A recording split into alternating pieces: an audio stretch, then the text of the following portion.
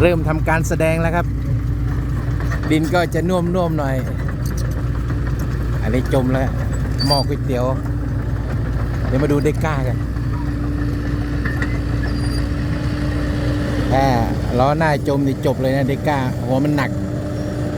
โอ้ดูการดึงโอ้ไทยระเบิดแล้วได้ไปดึงไปด้วยอันนี้เทคนิคของเขานะไม่รู้ว่าเขาจะโอ้ยฝาท้ายถือว่าโอเคอยู่นะพอยังไงเองก็ไม่รอด ยังไงเองก็จม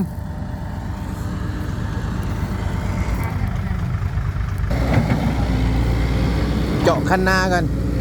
เอาดินแข็งๆมาใส่ทำทางครับพร้อมลุย